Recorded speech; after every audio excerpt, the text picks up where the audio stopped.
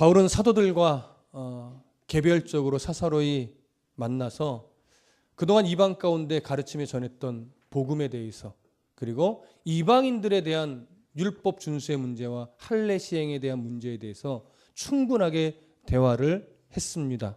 그리고 결국 사도들도 바울이 가지고 있던 율법, 복음의 내용과 또 이방인들에 대한 할례 문제, 율법에 대한 그 문제에 대한 바울의 견해가 똑같다, 우리의 입장과 똑같다라고 동의했었습니다. 그 증거로 바울은 무엇을 예로 들었었죠? 함께 동행했던 헬라인 디도에게 그 대화를 마친 후에 그 사도들이 디도에게 할례를 억지로 요구하지 않았다. 이것을 보아도 할례의 문제가 이방인들이 구원을 이루기 위해 꼭 해야 되는 그런 문제는 아니다라고 하는 입장을 분명하게 서신을 통해서 밝혔고, 이것은 갈라디아 교회의 지금 거짓 교사들, 거짓 형제들, 율법을 행해야, 할례를 행해야 온전한 구원에 이를 수 있다라고 가르치고 있는 그들의 주장이 얼마나 잘못된 것이며, 그들은 예루살렘 교회 대표라고 왔다라고 혹여나 그들이 거짓말로 이들 안에 들어와 있을 수도 있지만, 사도들은 절대 그들을 보낸 자도 아니고 그들과 동일한 생각을 가지고 있지도 않다라고 하는 것이 5절까지의 내용에서 충분하게 강조되었습니다. 오늘은 이 이야기를 조금 더 바울이 진행을 합니다. 6절을 다 같이 읽어보겠습니다. 시작. 유력하다 하는 이들 중에 본래 어떤 이들이든지 내게 상관이 없으며 하나님은 사람을 외모로 취하지 아니하시나니 저 유력한 이들은 내게 의무를 더하여 준 것이 없고. 자, 여기 보면 유력하다 하는 이들은 이렇게 이야기를 합니다. 여기서 말하는 유력하다 하는 이들은 바울이 지금 예루살렘 교회에 올라가서 개별적으로 만났던 사도들일 겁니다. 몇 명이나 되는지 정확하게 알 수는 없으나 우리가 구절을 근거해서 볼 때 일단은 야고보와 게바와 요한일 것이다. 그 외에 몇 사람이 더 있는지 없는지는 정확하게 알 수 없으나 분명히 이 세 명은 만났다라고 하는 것을 우리가 나누었었습니다. 여기서 말하는 유력하다 하는 이들도 바로 이 세 사람으로 여겨집니다. 자, 그러면 이렇게 유력하다 하는 이들에 대해서 언급을 한 후에 괄호 열고 본래 어떤 이들이든지 내게 상관이 없으며 하나님은 사람을 외모로 취하지 아니하시나니 괄호 닫고 이렇게 되어 있습니다. 여기에 괄호로 들어가 있는 이유는 원문에는 이게 하이픈으로 되어 있습니다. 본래 괄호는 대부분은 사본상의 문제 때문에 괄호에 집어넣습니다. 그래서 어떤 사본에는 있고 어떤 사본에는 없는데, 권위 있는 사본에 있거나 때로는 간과할 수 없는 사본에 있다면 다른 데 좀 없더라도 이것은 일단 괄호로 해서 성경의 정경안으로 포함시키자, 이래서 이렇게 조율이 돼서 들어가는 겁니다. 근데 이 부분은 그런 의미가 아니라 하이픈으로 되어 있어서 괄호로 쳤어요. 그러니까 하이픈이라는 것은 왜 있냐면 뭔가 앞에 이야기를 진행하다가 무엇인가 어떤 삽입해야 될 내용이 순간 생각났을 때 지금 그 부분을 잠깐 넣은 거예요. 그러니까 우리도 보통 대화할 때 무슨 얘기를 딱 하다가 저기 말 이 부분은 이런 거야 한번 짚어두고서 다시 이야기를 진행하잖아요. 그러니까 그런 의미가 되는 거예요. 그러니까 바울은 지금 이 괄호 안의 내용을 왜 하고 있냐면 갈라디아 교회의 성도들에 대한 문제를 지금 언급을 하면서 진행을 쭉 해나가다가 뭔가 이 독자들이 오해할 만한 요소가 문득 생각이 났다라고 여겨져요. 그래서 그 오해를 일단 오해의 소지를 없애고 이야기를 진행하기 위해서 괄호 안으로 이 이야기를 집어넣은 것으로 보여집니다. 그렇다면 어떤 오해를 좀 없게 하려고 이 내용을 넣는가? 그 내용을 좀 보시죠. 이렇게 돼 있어요. 본래 어떤 이들이든지 내게 상관이 없으며 이렇게 얘기를 합니다. 여기서 어떤 이들이든지 상관이 없다 할 때 이 어떤 이들은 누구일까요? 바로 앞에 나와 있는 유력하다 하는 이들. 바로 사도 바울이 예루살렘에서 지금 개별적으로 만나 복음에 대해서 이방인에 대한 율법과 할례 문제에 대해서 이야기를 나누었던 그들을 말하는 겁니다. 근데 뭐라고 말해요? 그들이 어떤 자들인지 내게는 원래는 상관이 없다 이거예요. 그러니까 이 얘기는 어떤 거냐면 그들이 사도로서 권위 있는 자이기 때문에 내가 그 권세 아래서 뭔가를 승인을 얻는다거나 내가 그 권세 아래서 뭔가를 해야 하기 때문에, 그러니까 그들의 권세가 중요하기 때문에 내가 온 것은 아니다라고 하는 거죠. 뭔가 덕을 보려고 한다거나 뭔가 그들에게 승인을 받아야 된다, 이런 차원으로 해서 온 것은 아니다. 앞에서도 얘기했지만 지금 바울은 이들과 대화한 것이 어떤 이유였어요? 복음에 대한 승인 문제가 아니라 자기가 가지고 있는 복음의 내용과 율법에 대한 자기들의 기준이 왜곡되게 전화지지 않도록 그것에 대한 확인 작업이었죠. 확인. 사도들은 어떻게 생각하는가. 그것은 동일한 위치에서 그도 예수 그리스도께서 세우신 사도로서 바울도 예수님께서 세워주신 사도로서 그렇게 나는 지금 그들과 이 문제로 인해서 만난 것이지 내가 그들의 권세 아래로 들어가서 무엇인가를 하려고 한 것은 아니다. 이분은 먼저 딱 짚는 거예요. 그 다음에 이어서 무엇을 얘기하냐면 하나님은 사람을 외모로 취하지 아니하시나니. 그러니까 외모로 취하지 않는다는 것은 겉으로 드러난 모양새, 그의 학식 수준, 아니면 권세 정도 이렇게 외적으로 드러나는 여러 요소들을 이야기하는 겁니다. 그래서 참 여러 가지 의미를 다 들어가는데 바울의 입장에서 이 표현을 왜 했을까를 생각해 보면 사실 바울은 사도이기 전에 어떤 자였어요? 예수 믿는 자들을 핍박하던 자였어요. 예수 그리스도를 저주받은 그냥 한 청년 정도로 보던 인물이란 말이에요. 내가 예전에는 그런 모습이었지만 하나님은 뭘 보신다? 중심을 보신다. 나를 변화시켜 놓으시고 그 중심을 보시고 지금 복음을 전하는 자로 하나님이 친히 예수 그리스도 친히 세워 놓으셨기 때문에 나는 지금 내가 만난 사도들의 어떤 권위 때문에 간 것이 아니라 그들이 사도로서 내가 이 부분에 대해서 지금 정리를 하는 것이 중요하기 때문에 만난 것입니다. 이 부분을 한 번 더 강조하는 거죠. 이해되십니까? 그 부분을 한 번 더 짚어놓고 나서 다시 이야기로 들어갑니다. 이제 괄호 밖의 이야기를 보겠습니다. 유력하다던 이들 중에 저 유력한 이들은 내게 의무를 더하여 준 것이 없고, 자, 이 말의 의미는 뭐겠습니까? 앞에서 헬라인 디도에게 억지로 할례를 행하지 아니했다라고 하는 내용의 의도와 똑같아요. 바울이 복음에 대한 문제와 이방인에 대한 할례 시행의 문제, 율법 준수의 문제로 사도들과 충분히 대화를 했는데 대화를 끝나고 나서 그들이 바울에게 무엇인가를 너 이건 좀 과해라고 제재를 했다거나 아니면 바울에게 그래도 율법의 이런 요소는 지켜야 됩니다라고 무엇인가를 요구했다거나 그런 것이 뭐예요? 없었다라고 하는 거죠. 그런 것이 없었다라고 하는 것은 자동적으로 무엇이 증명되는 거예요? 사도들도 바울의 주장을, 바울의 견해를 정확하게 동의했다라고 하는 것이죠.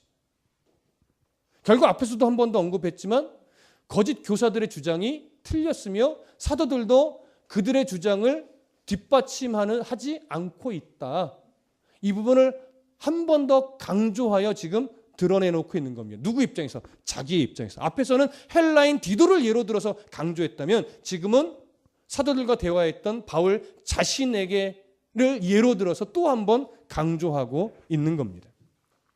자, 그러면 이번에는 7절과 8절을 함께 읽어보겠습니다. 시작. 도리어 그들은 내가 무할례자에게 복음 전함을 맡은 것이 베드로가 할례자에게 맡음과 같은 것을 보았고 베드로에게 역사하사 그를 할례자의 사도로 삼으신 이가 또한 내게 역사하사 나를 이방인의 사도로 삼으셨느니라. 이런 7절과 8절은 똑같은 의미예요. 사도들이 바울과 대화하는 중에 무엇을 확인했다라고 하는 거냐면 하나님이 베드로나 다른 사도들을 친히 불러서 사도로 세우신 것처럼 바울과 예전에 들었던 소문도 포함이 되겠죠. 그런 소식들과 또 대화까지 해보니 예수 그리스도께서 바울을 친히 불러 세워 사도로 세운 것이 맞다라고 하는 것을 그들이 확인했대. 보았다라고 하는 것은 확인했다라고 하는 거죠. 느꼈다라고 하는 거죠. 그래서 똑같은 표현을 또 8절은 이렇게 말해요.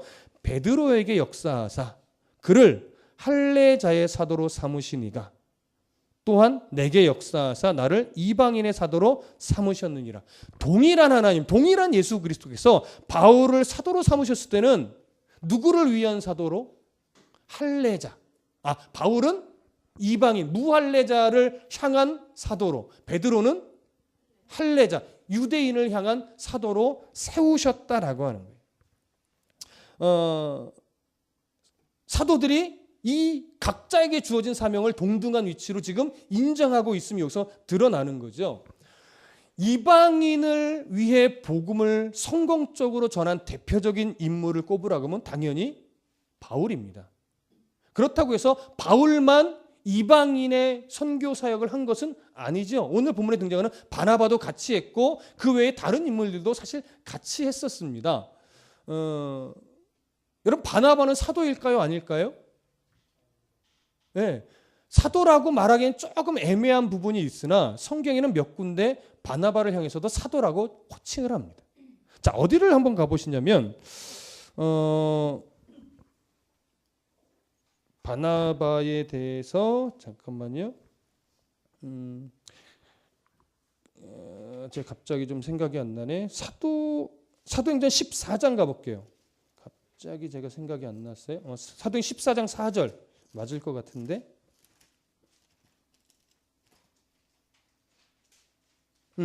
14장 4절 가보겠습니다. 순간 이렇게 머리가 좀 멍해질 때가 있어요. 사도행전 14장 4절. 자, 함께 읽습니다. 시작. 그 시내에 무리가 나뉘어 유대인을 따르는 자도 있고 두 사도를 따르는 자도 있는지라.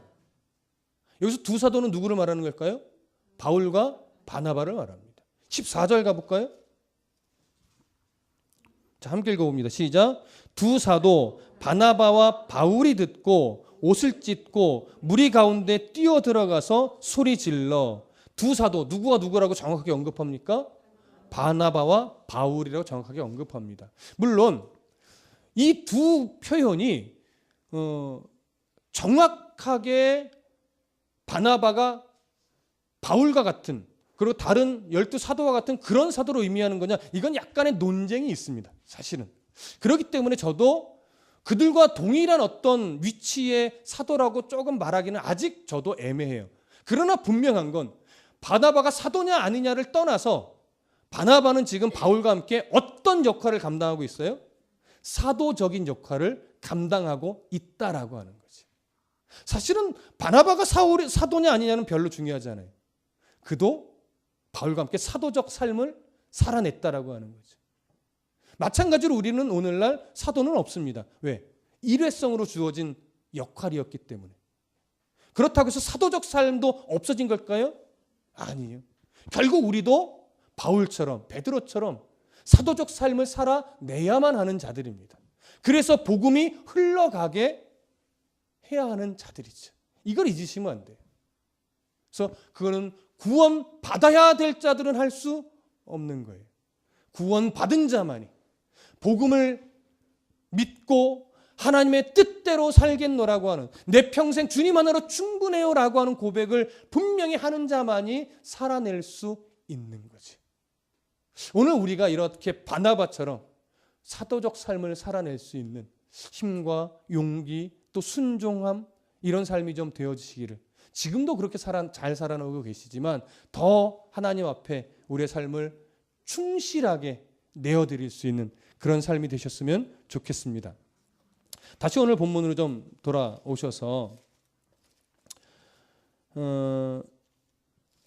오늘 본문에서 바울은 이방인을 위한 사도로, 그리고 베드로는 헬라인을 향한 사도로 부름을 받았다라고 하고 있습니다. 그렇다고 해서 베드로는 유대인, 그렇죠? 바울은 헬라인. 베드로가 유대인을 향한 사도로 부름을 받았다는 것이 베드로가 유대인에게만 복음을 전했다는 걸까요? 그렇지는 않습니다. 주로 유대인에게 주로 복음을 전했다는 거 하는 것이지 바울이 이방인에게는 절대로 복음을 전하지 않았다, 이런 걸 말하는 건 아닙니다. 바울도 마찬가지죠. 바울도 유대인에게는 복음을 안 전했습니까? 그렇지 않죠. 기본적으로 복음을 전하는 첫 대상지를 어디로 삼아요? 회당으로 늘 삼아왔어요. 도시 중심으로 회당에 가서 거기서 하나님 말씀을 선포하면서 유대인에게 복음을 전하는 걸 기점으로 해서 어디로 뻗어나가요? 그 지역의 이방인에게로 뻗어나가는 거죠. 그래서 그 회당 안에 있는 유대인도 있지만 유대교로 개종한 이방인들도 있어요. 그래서 그들이 어떻게 보면 연결고리가 되는 거죠. 그러면서 이방인에게로 복음이 계속 전해지도록 바울은 사역을 합니다. 근데 베드로가 유대인 이방인에게 복음을 전했던 첫 번째 사건이 누구로 나오죠? 성경에 보면 고넬료로 나오죠. 고넬료 가정으로 나옵니다. 근데 고넬료 가정, 사도행전 10장에서 고넬료 가정의 복음을 하나님의 인도함을 따라 전하게 돼. 처음부터 전하고 싶은 생각은 없었어요. 하나님이 가게 만드셨죠. 그래서 이방인에게도 복음이 흘러가야 되는구나. 바울이 그걸 깨닫고 복음을 기쁘게 증거합니다. 그러고 나서 무슨 일이 한번 벌어져요? 네, 출교당할 뻔해요. 왜냐하면 사도들은 유대인을 위한 사도로 부름을 받은 자들이에요. 그리고 그들은 어릴 때부터 태어나면서부터 유대교의 율법이나 이런 것들 지켜오던 사람이에요. 예수 그리스도를 만나 사도가 되고 복음을 전하는 이 순간에도 율법을 지켜가고 있던 자들이에요. 그러나 그들은 복음이 충분히 예수 그리스도로 인하여 깨달았을 때 이방인에게도 복음을 전할 때 율법을 지키게 해야 된다라고 하는 입장은 아니었어요. 그러니까 율법주의자는 아니었다라고 하는 것이죠. 그게 바울과 대화 속에서 뭐예요? 확인이 됐죠. 사도들은 그 입장에 서 있기는 했으나 예루살렘 교회의 다른 유대인 성도들은 어떤 입장이었을까요? 아직 그 부분까지는 인정이 잘 안 되는 상황이었어요. 그러니까 아직 가르치지 못했다고 볼 수 있겠죠. 그 부분에서 아직 충분히. 왜? 아직 그들이 그걸 수용할 자세가 안 되었었기 때문에. 그러다 보니까 이방인과 함께 식탁 교제를 나누는 것이 그들의 입장에서는 아직 말이 안 되는 거예요. 사도들까지는 사실은 마음 준비는 되어 있었어요. 근데 성도들에게는 아직 안 돼 있었어요. 그러다 보니까 이방인 고넬료와 식탁 교제를 나눴다는 이유로 출교당할 뻔했단 말이에요. 근데 바울이 어떤 일을 한번 크게 실수하느냐? 오늘 본문 갈라디아서 2장 12절로 한번 가볼게요. 다음 주에 나눌 얘기지만 잠깐만 언급을 해보죠. 갈라디아서 2장 12절 함께 있습니다. 시작. 야고보에게서 온 어떤 이들이 이르기 전에 게바가 이방인과 함께 먹다가 그들이 오매 그가 할례자들을 두려워하여 떠나 물러가매 13절까지요. 남은 유대인들도 그와 같이 외식함으로 바나바도 그들의 외식에 유혹되었느니라. 저를 보세요. 이게 무슨 말이냐면 순서적으로 생각해 보면 바울이 베드로와 만나서 이방인에 대한 문제를 충분히 나누고 났어요. 그리고 고넬료 가정에 하나님의 어떤 이끄심을 따라 복음도 전했다가 출교당할 뻔한 사건 한번 경험도 했어요. 그러다가 어느 시기에 바울이 이제 1차 전쟁을 떠났다가 돌아올 무렵으로 보여집니다. 안디옥으로 다시 이제 돌아올 무렵인데 왜 베드로가 안디옥에 가게 됐는지는 모르겠으나 안디옥에 가서 안디옥에 있는 이방인 성도들과 식탁 교제를 아주 기쁨으로 나누는 거예요. 왜? 나눌 수 있다라고 하는 기본적인 본질은 충분히 갖고 있으니까요. 그래서 즐겁게 교제를 나누는데 야고보가 어떤 이유로 예루살렘 성도들을 안디옥에 또 보냈는지는 정확히 알 수 없어요. 근데 하여튼 야고보가 보낸 예루살렘의 성도들이 안디옥으로 오고 있어요. 거의 도착했어요. 이 이야기를 베드로가 딱 듣더니 마음에 뭐가 생기냐면 두려움이 생겨요. 이러다가 또 내가 좀 해코지를 당하면 어떡하지? 아니면 뭐 출교를 당하면 어떡하지? 이런 두려움이 생기는 거예요. 그래서 그 자리를 떠났어요. 도망간 거죠, 사실. 그랬더니 함께 있던 안디옥에 있던 유대인으로서 성도 함께 교제하던 유대인들도 떠났어요. 근데 바울의 평생의 동역자인 바나바도 휩쓸려서 나도 가야 되나 하고 또 갔어. 이 얘기를 하는 거예요. 그래서 바울이 이때 이런 바울의 모습을 보면서 당신 지금 외식하는 거다. 이 책망을 했다고 하는 장면이에요. 이 분위기가 이해되세요? 저는 사실 개인적으로 참 위로를 받았습니다. 바울도 이런 실수를 하는구나. 네, 그래서 저는 뭐 험한 삶을 살진 않았기 때문에 막 그런 건 없지만 저도 왜 큰 실수가 없었겠습니까? 목회자가 이러면 안 되는데 하는 실수를 하죠. 그것 때문에 순간순간 마음에 생각나면 내가 다시는 그런 실수를 하지 말아야지라고 다짐을 하며 목회를 하지만 저도 또 어떤 실수를 언제 어떻게 할지 모르는 사람이잖아요. 그래서 그 실수를 해도 되겠다 이런 생각을 했다는 건 아니고 베드로도 이런 실수를 했구나 이런 걸 보면서 그래 그냥 스스로를 위로하는 뭐 그런 마음이 좀 생겼습니다. 여러분들도 뭐 그렇죠? 또 해도 된다는 얘기는 아니에요. 그러나 우리는 여전히 실수할 수 있는 사람이라는 거 하는 거죠. 그럼 한 가지 생각해 보십시다. 그 당시 분위기 자체가 아직 이방인 기독교인에 대해서 율법의 문제라든가 유대인과 이방인들이 함께 믿음의 공동체라 하지만 함께 식사를 나누는 문제에 있어서도 그렇고 아직 충분하게 열려 있는 상태는 아니라는 거예요. 그것도 바울이 두려워할 정도의 분위기가 아직 그대로라는 거니까 그러니까 아직 성숙한 초대교회는 아닌 거죠. 초대교회가 성숙한 초대교회로 만들어져 가고 있는 중인 거죠. 그러니 보세요. 그래서 다른 사도들은 다 유대인을 위한 사도로 하나님이 불러 세웠고 이들은 그래서 유대인 위주로 아직 복음을 전할 수밖에 없어요. 베드로도 지금 두려워 떠는데. 이런 입장이라면 하나님의 바울과 같은 사람을 완전히 하나님이 일방적으로 꺾어내셔서 이방인을 위한 사도로 불러내셔서 그들을 이방인에게 복음을 전하는 자로 세웠다라고 하는 것은 이건 엄청난 겁니다. 정말 대단한 거예요. 한편으로는 바울 아니면 못할 것 같아요. 바울과 같은 성향의 사람이 아니면 이방인에게 정말 아예 드러내놓고 이 복음 전하는 일을 못할 것 같아요. 뭐 바울을 뭐 대단히 너무 높이자 이걸 얘기하는 건 아니지만 그럼에도 불구하고 바울은 참 우리의 신앙으로는 따라가기 힘들 만큼의 수준에 있는 전도자이면 틀림이 없는 것 같아요. 그래서 바울인 것 같아요. 자, 오늘 우리는 그러한 모습을 봅니다. 자, 그런 이야기를 이제 7절과 8절에서 바울이 언급을 하면서 베드로를 그렇게 부르신 하나님이 나를 이제 이방인의 사도로 불렀다. 이렇게 이야기를 하면서 9절 한번 읽어볼게요. 9절 함께 읽습니다. 시작. 또 기둥같이 여기는 야고보와 게바와 요한도 내게 주신 은혜를 알므로 나와 바나바에게 친교의 악수를 하였으니 우리는 이방인에게로 그들은 할례자에게로 가게 하려 함이라. 그 사도들이 바나바와 바울에게 어떤 손을 내밀어요? 친교의 손을 내밀어요. 악수의 손을 내밀어요. 이 친교의 손을 내밀었다라고 하는 것은요. 그 12사도들과 바울과 바나바는 이제 동역자 관계가 성립이 되었다. 네, 공개적으로 이런 의미로 이해하셔도 됩니다.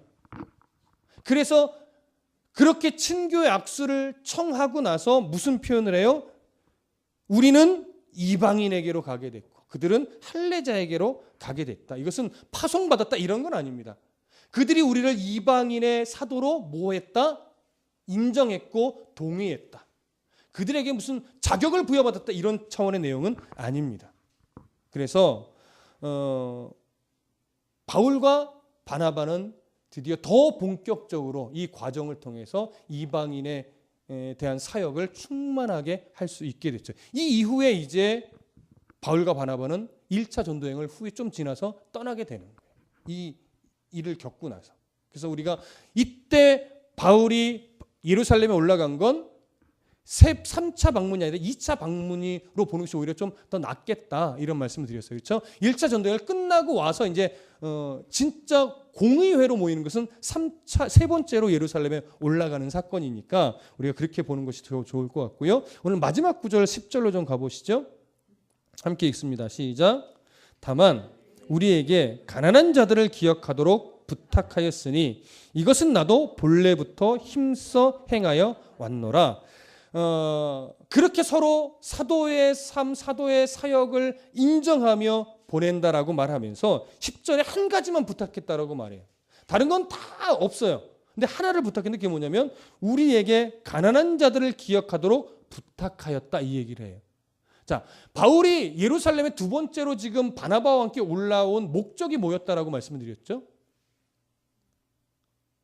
아가보의 예언을 따라 진짜 큰 흉년이 들어온 것으로 말미암아 안디옥의 성도들이 구제헌금을 모아서 지금 예루살렘에 전해주러 온 거예요. 그래서 그 구제헌금을 전달해 주는 차에 지금 사도들을 만나 이런 대화를 하게 된 것이죠. 그런데 예루살렘 교회가 이방 교회에서 온 헌 구제헌금을 거절할 수도 있어요. 거절한다는 것은 무슨 의미예요? 아직 동등한 믿음의 공동체로 인정을 못한다는 게 되죠. 그런데 지금 사도들이 우리에게 가난한 자들을 기억해 달라 부탁했다는 것은 가지고 온 구제연금을 받았다는 얘기일까요? 거절했다는 얘기일까요? 받았다는 얘기죠. 받았기 때문에 계속해서 좀 기억해 달라. 왜냐하면 당시 경제적인 상황은요, 예루살렘보다 이방 지역이 조금 더 낫었습니다. 월등한 부자라는 건 아니지만 더 형편이 좀 낫었습니다. 그래서 예루살렘 교회 성도들 중에 지금 어려움에 처한 자들을 기억해 달라. 이 얘기는 그 구제연금을 받았다는 의미가 되는 거예요. 그렇기 때문에 저는 이 바울이 지금 예루살렘에 올라온 이 사건을 회심 후 두 번째 사건으로 보는 것이 더 옳다라고 여겨졌던 겁니다. 그러면 한번 생각해 보시죠. 오늘 이 10절에서 끄트머리에 이렇게 가난한 자들을 부탁했고 바울이 나도 본래부터 힘써 행하여 왔노라라는 말을 남길 때 우리가 여기서 한 가지 조금 어떤 교훈적으로 하나 삼을 수 있는 것은 뭐냐면 복음은 이론으로만 존재하는 것이 아니라는 사실입니다. 복음은 우리가 지적인 어떤 만족감을 위해서만 배우는 게 아니라는 거죠. 복음을 받고 복음의 은혜를 입어 복음의 감격 속에서 살아간다는 것은 무엇을 말하는 거냐면 바로 이웃사랑을 실천해 내는 것으로서 결국은 세상 속에 나타내야 한다라고 하는 거죠. 기독교는 절대 도덕을 위한 종교가 아닙니다. 윤리를 위한 종교가 아닙니다. 하나님의 뜻을 따르는 종교입니다. 기독교는 어떤 사랑이 고귀하다든가 도덕이 진리라든가 윤리가 고상하다든가 이런 차원으로 지켜내는 신앙이 아니라 하나님을 믿는 자라면 하나님이 그걸 원하신다 라는 차원에서 도덕도 지키고 윤리도 지켜내는 거예요. 그래서 사랑하려고 애를 쓰는 거예요. 하나님의 뜻이 사랑보다 더 아래에 있지 않습니다. 사랑이 더 고귀한 것이 아닙니다. 하나님의 뜻이 우리에게는 더 고귀한 겁니다. 하나님은 우리에게 더 윤리적인 삶을 살아가기를 원합니다. 하나님은 우리에게 믿는 자들은 더 도덕적으로 살아가기를 원하십니다. 하나님의 뜻이 성도라면 더 성실하게 살아갈 것을 원하십니다. 하나님의 뜻은 그리스도인이 더 양보할 것을 원합니다. 누구보다도 정직하고 성실하고 최선을 다하며 그럼에도 불구하고 더 겸손하며 더 낮아지고 남을 더 존귀한 자로 여겨주고 이해의 폭이 넓고 용납의 폭이 넓고 그러나 진리에 관한 한 단호한 이걸 하나님이 원하시는 거죠. 진리의 문제가 아닌 이상은 양이 되라라고 하는 거죠. 진리의 문제. 진리는 목에 칼이 들어와도 그건 양보할 수 없는 문제고 나머지 부분에 한해서는 이리와 같은 세상 속에 양으로 살아가라. 이거는 엄청나게 정말 엄청나게 힘든 겁니다. 근데 이런 바울도 복음을 위해 생명을 이방 땅에서 보내고 있는 바울도 가난한 자를 기억하는 것을 내가 어땠다? 본래부터 힘써왔다. 사실 이 부분에 있어서는 저도 참 너무나 부끄럽습니다. 우리 교회는 아직 그 부분에 있어서 많이 초라합니다. 앞으로 우리가 정말 하나님이 세우신 몸된 교회답게 복음이 바르게 세워지는 교회답게 이런 부분도 우리가 할 수 있는 범위 안에서 최선을 다해야 할 것입니다.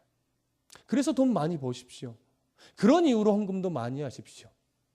어느 교회 주보를 잠깐 봤더니 기도 제목을 쭉 적어놨는데 기도 제목이 아니라 성도의 실천 윤리 이런 것들 몇 가지 쭉 적어놨는데 헌금을 해야 하는 이유 두 가지 중에 하나가 그거였습니다. 말라기를 인용하면서 축복받는 비결이다. 아니죠. 우리가 늘 강조해왔지만 말라기에서 말하는 시험은 하나님이 우리를 시험하는 것이지 우리가 하나님을 시험하는 거 아닙니다. 불평하지 말고 원망하지 말고 그런 식의 헌금 생활하면서 뭔가를 했다라고 말하지 말고 11조라도 좀 똑바로 바쳐라. 하나님이 너희들을 어떻게 끌고 가시는지 11조라도 좀 똑바로 바쳐봐라고 하는 하나님의 시험이지 하나님이 우리를 시험하는 거지 우리가 11조를 갖고 하나님을 시험하는 거 아닙니다. 감히. 축복받는 비결 아닙니다. 마땅히 바르고 정직한 헌금. 그리고 그 헌금은 하나님이 원하시는 뜻 가운데서 바르게 쓰여져야 하는 거죠. 그 바르게 쓰여지는 것은 교회가 교회다운 향내를 내야 되기 때문에 거기에는 구제도 있는 거예요. 거기에는 선교 후원이라는 것도 있는 거예요. 거기에는 인재 양성이라는 것도 있는 거예요. 그러나 잘 아십시오. 잘 아셔야 되는 거 하나는 교회의 헌금의 사용 1순위가 사용 가치가 구제와 선교와 인재 양성에 맞춰져 있는 건 아닙니다. 우선순위를 거기에 맞춰서는 안 됩니다. 하나님의 뜻이 그쪽에도 힘을 내라고 말을 하기 때문에 우리가 힘써 행하는 것입니다. 그건 2순위입니다. 무슨 말씀인지 아시겠죠? 그래서 오늘 우리는 복음을 들고 복음을 가지고 살아가는 자로서 바울의 이 고백처럼 우리도 본래부터 이 일에 하나님의 뜻을 따라 힘쓰는 교회요 성도로서 살아갈 수 있기를 소원합니다. 여러분 이것이 바로 우리가 할 수 있는 사도적 삶의 한 모습입니다. 기도하겠습니다.